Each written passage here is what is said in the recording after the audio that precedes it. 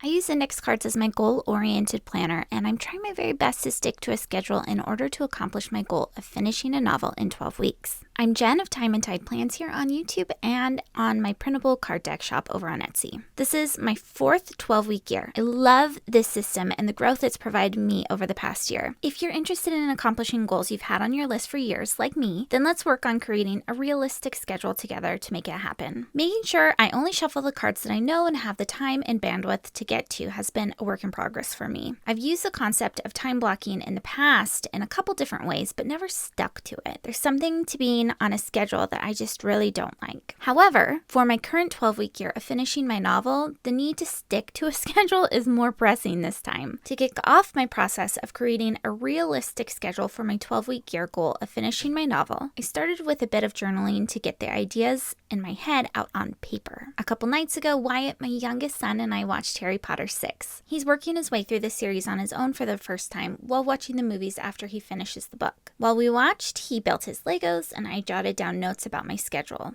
my ideal schedule. I had written a bit on how I wanted to show up here on YouTube and the time I would need to block off each week to do so. With that in mind, I wrote what my ideal lag measurement would be. The book, The 12-Week Year, goes into detail on this, but it's essentially the results from any of the actions I take. In my quest to get some small wins in as I get started, I shaved that down to a minimum requirement. To get there, I would need to show up to do the writing and have a plan. I made some notes on what actions I would need to take this week to help me show up and have a plan in order to write.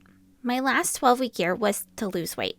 I don't want to sacrifice my time in staying fit on this go-round, so I made a note of the ideal time I would need to keep up those healthy habits. Plus, some quick scribbles on other areas of life I need to block out. I decided I would do a test run, keeping with the small wins theme, and schedule out my time blocks for the following week, week 2 of my 12-week year. My cards for the week have already been set. I don't think about what should be on the list outside of this 12-week year goal. So I begin by shuffling through the cards, touching each task, noting what's coming up for Monday and Tuesday. I'm using a simple free printable you can download using the link I'll share with this video for drawing out my model week using a pencil and highlighters. When I'm done, I'll transfer this over to my Google Calendar.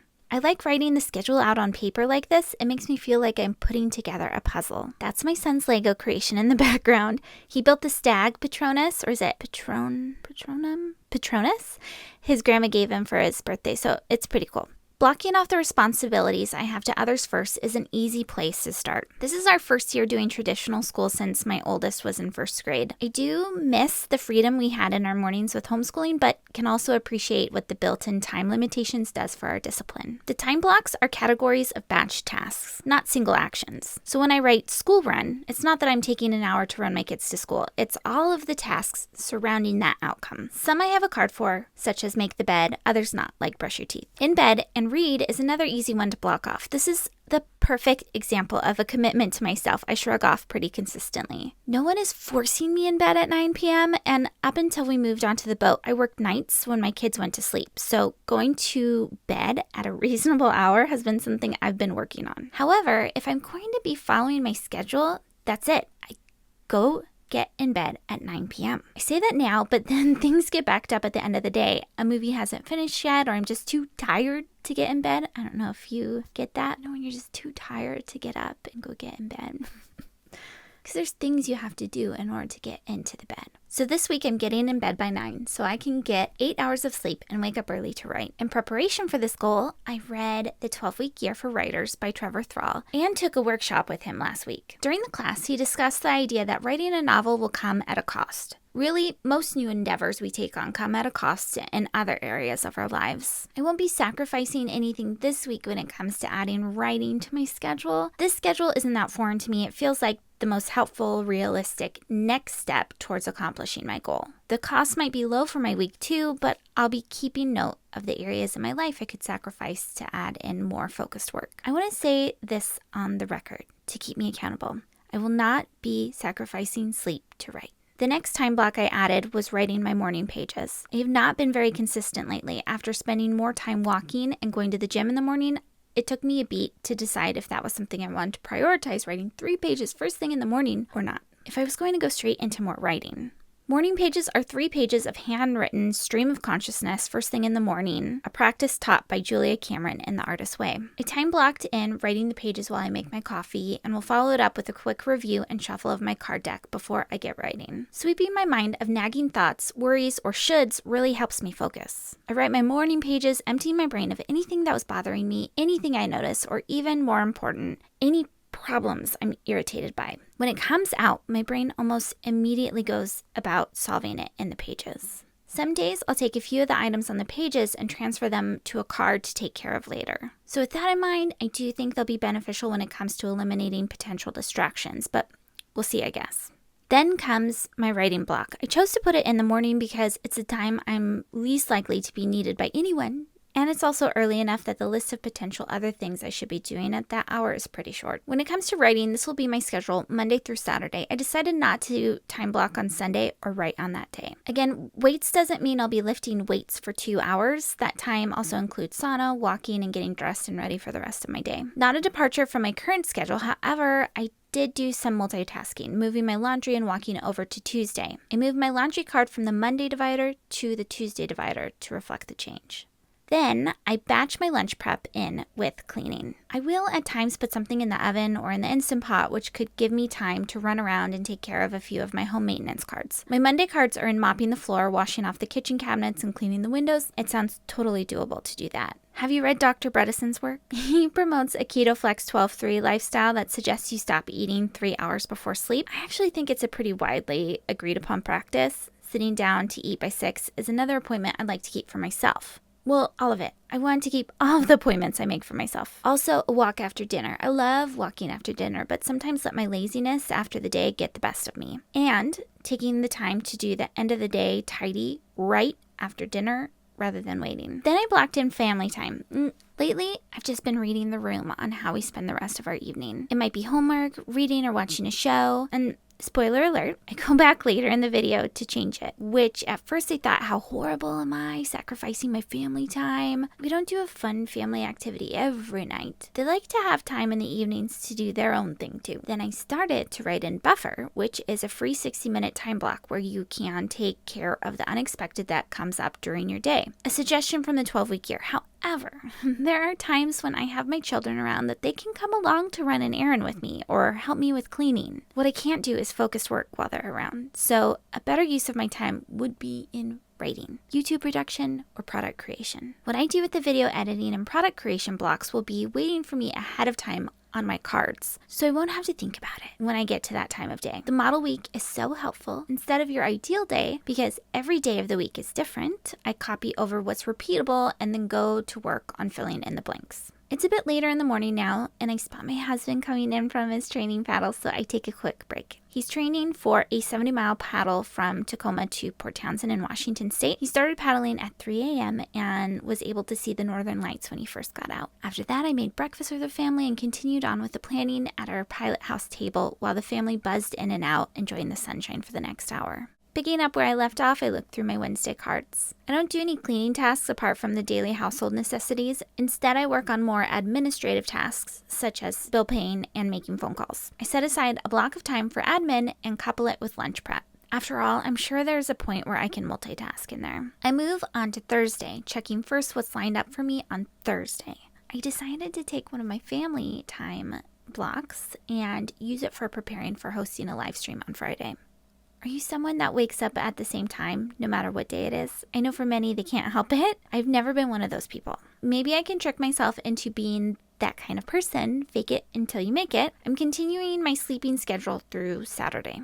I start to worry now, getting to the end of my week, that I'd like to transfer my outline to cards for easy access and clarity around my writing plan. So I go back to figure out what I can put that in. I also schedule in time for planning. Each day I have about 10 minutes at the start of my day to go over my plan for the day. I also have about an hour set in there for planning the following week out. This is when I will hold my weekly accountability meeting with myself to review my scorecard and make notes. Then, based on those results, I'll plan out the next week and add it to my following week's scorecard. That's my schedule for the next week using time blocking. Now it's time for a weekly accountability meeting. Scheduling my week in the future will come after I review the prior week. This week was a bit different because my main focus in all of my actions this week was to establish a consistent writing routine. To do that, I pulled out the week 1 divider and all of the cards that were placed in front of it. I never added in a lag indicator because I had no idea what would help me measure if what I was doing was effective, and to be honest, I still don't really know. I added time block schedule because that was what I had wanted to come away with this week.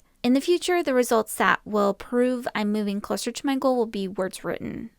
Imagine that. My lead indicators, or anything under this week I am, total 6 actions. I go through each of my cards and cross off what was completed. This week was an easy one, full of small wins to get me going. I know this seems like overkill to a lot of people. If you don't have trouble achieving personal goals while maintaining a home, family, and work, then this isn't for you. For me, writing out the scorecard like this and transferring the items to my cards to see one task at a time has helped me. Ideally, I'll write my action cards and place them in front of their intended weekly divider, then take a moment to reevaluate what my intentions are during my weekly accountability meeting. At that time, I'll fill out the scorecard for the week ahead. This keeps me honest while still giving me the opportunity to adjust my plan based on the results from the week prior. Seeing one task at a time removes the overwhelming feeling that I need to get everything done right now. It's a small change I made moving over to the cards last summer. I have a video on that I'll link below too. Also, I like writing out those lead actions on the scorecard. It feels like a little pep talk with myself. I feel motivated and excited for the week ahead and everything I will accomplish. This week, my score was 6 out of 6, and I did create my writing schedule as you saw, getting it done on the last day of my first week. It's small wins. To finish up my meeting, I wrote some notes on the takeaways from the week on the back of my week 1 divider. The weekly dividers and associated action cards are then shuffled in front of the plan divider when complete. I transferred some of my notes from the workshop over to the card as well. To stay accountable on getting my novel done, I decided to create daily check-ins via shorts and reels on my progress. You might not have asked how I was doing on my goal, but I will be telling you. I'll try to keep the updates more goal-setting, strategy, and executing focused than on writing to make sure it's relatable as possible, since I'm sure not all of you are wanting to write a novel. I created this card earlier in the week. It's a tracker that will hopefully give me some momentum around checking in with my progress. The Jerry Seinfeld effect. I read years ago that each day Jerry Seinfeld would sit down to write, he would place a red X to indicate that he showed up. He began focusing less on the writing and more on just having a chain of X's across his calendar. He focused on not breaking the chain instead of showing up to write, which helped take some of the pressure off of him. Habit trackers make me nervous because I don't like not doing what I say I'll do, and it makes it really apparent if that happens. This time I want to be like Jerry and use this card to focus on creating a chain of X's. If I'm staying honest and accountable to you, then I'm writing. I take out my week 2 divider, which is blank, but write a quick affirmation of where I'm going on the top of the scorecard. I then realize that I haven't made an actual plan to finish my novel yet. So I grab out the plan divider and go to work. This is where I put the mind map of the areas I need to work on in order to reach my goal and the actions I'll take to get me there. Usually I brainstorm on another piece of paper and transfer over the best bits. Today I'm just writing it directly on the divider. I start with the end goal of finishing my novel in the center. That's what I want the results of the next 12 weeks to lead up to. From there, I branch off with the goals around that, such as planning my writing sessions, showing up to write, staying accountable, and making it fun. All categories containing actions I'll take. I branch the stay accountable goal off with the actions of participating in a writing group, attending writing sprints, networking with other writers, learning, and making those daily shorts.